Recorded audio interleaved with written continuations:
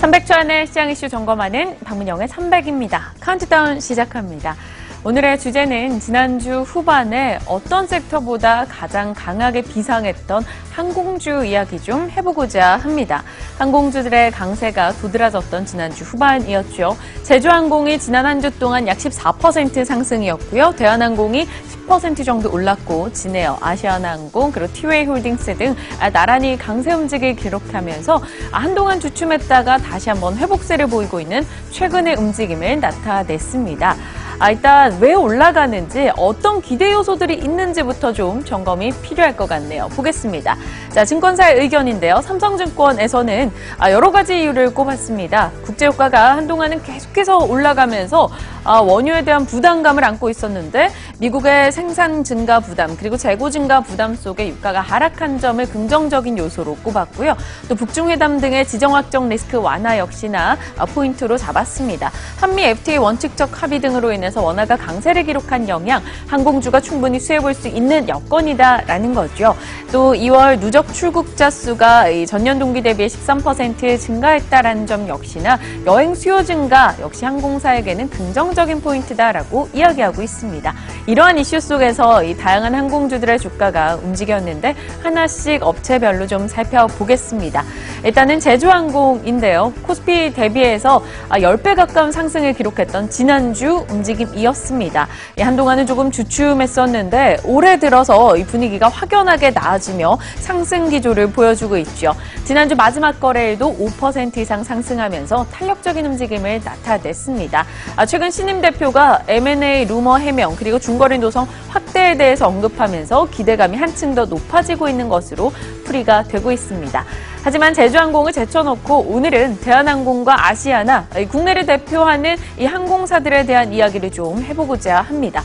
이들 업체는 극명하게 희비가 엇갈리고 있는데요. 대한항공 같은 경우는 지난해 영업이익이 9,500억 원을 기록했고요. 순이익도 사상 최대 순이익을 나타내면서 7년 만에 배당을 결정했다라는 소식까지 전해지며 힘을 실었습니다.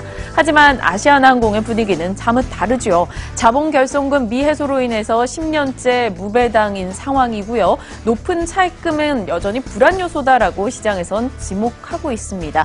1조 7,500억 원의 부채 만기가 도래하기 때문에 그에 대한 부담을 안고 있다라는 거죠. 그렇기 때문에 아시아나항공 이 주가는 크게 회복세를 보이지 못하고 있고 지난주 마지막 거래일 다른 종목들의 탄력 대비해서 굉장히 미미한 상승을 기록했습니다.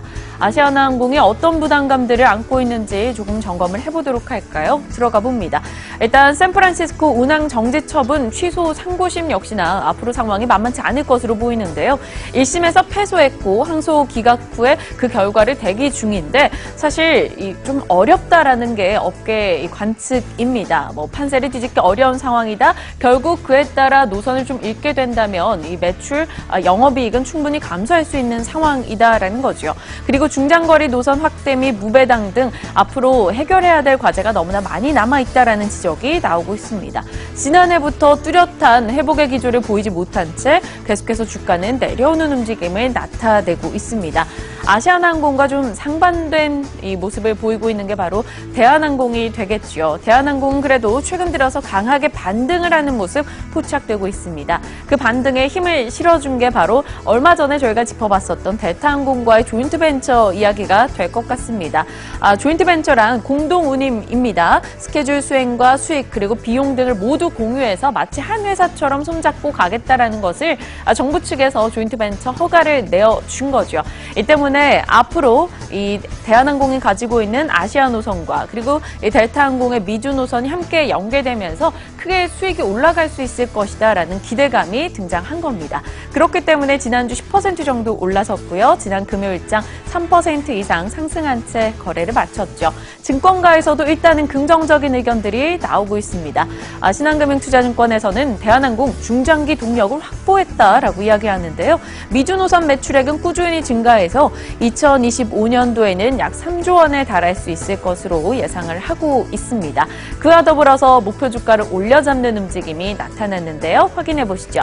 자, 신한금융투자증권에서는 대한항공에 대해서 과거에 이 태평양 노선 확대로 인해서 분명 좋아졌던 실제 사례가 있다라고 하며 일본의 이야기를 꺼냈습니다. 일본에서도 분명 2012년도, 13년도 이때쯤에 관련해서 조인트벤처 설립 소식이 전달이 됐고 실질적으로 그것이 모두 실적에 반영된 사례가 있었다라고 이야기하는데요. 다만 하나 짚고 가야 되는 것은 이슈가 나오고 나서 1년 뒤에 그것이 반영이 됐었던 만큼 너무 단기적인 시선 아닌 중장기적 관점에서 바라볼 만하다라고 이야기하고 있습니다.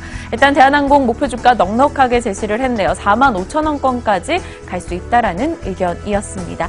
자, 오늘은 이 비상하고 있는 항공사들에 대한 내용들 정리해드렸습니다. 흐름 점검하시면서 살펴보시길 바랄게요. 지금까지 박민영의 300이었습니다.